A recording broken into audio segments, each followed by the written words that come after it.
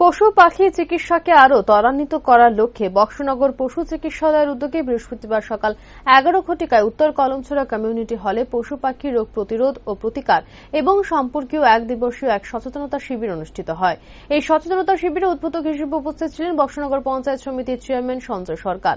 প্রধান অতিথি হিসেবে উপস্থিত ছিলেন সোনামুড়া মহকুমার বিশিষ্ট সমাজসেবী দেবব্রত ভট্টাচার্য এবং তফাজ্জল হোসেন। এছাড়া উপস্থিত ছিলেন প্রাণী সম্পদ বিকাশ দপ্তরের সিপাহীজলা জেলার উপ অধিকর্তা ডক্টর রাহুল ধর পুরকায়স্থ এবং মহকুমার 2 সহ অধিকর্তা সঞ্জয় দাস। প্রথমে দপ্তরের পক্ষ থেকে অতিথিদের মঞ্চে বরণ করে নেওয়া হয়, তারপর প্রতীক প্রজ্বলনের মধ্য দিয়ে অনুষ্ঠানের শুভ উদ্বোধন করেন উদ্বোধক সঞ্জয় সরকার।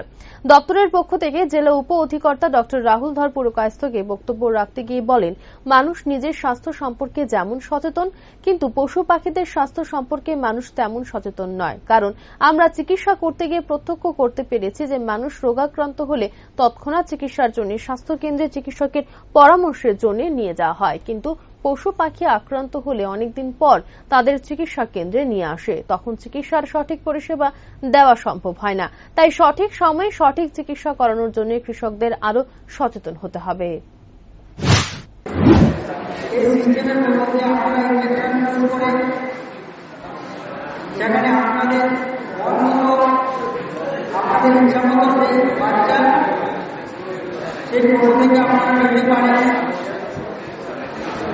তাছাড়া আধুনিক প্রযুক্তিতে আপনারা যদি পশুপালন করেন এবং বিভিন্ন সময়ে বিভিন্ন রোগ সেখানে আপনারা প্রথমত আমাদের এআরডি দপ্তরের সঙ্গে যোগাযোগ করে সেটাকে কিভাবে নিরাময় করা যায় এবং আপনাদের সবসময় এআরডি দপ্তরের সঙ্গে যোগাযোগ রেখে আপনাদের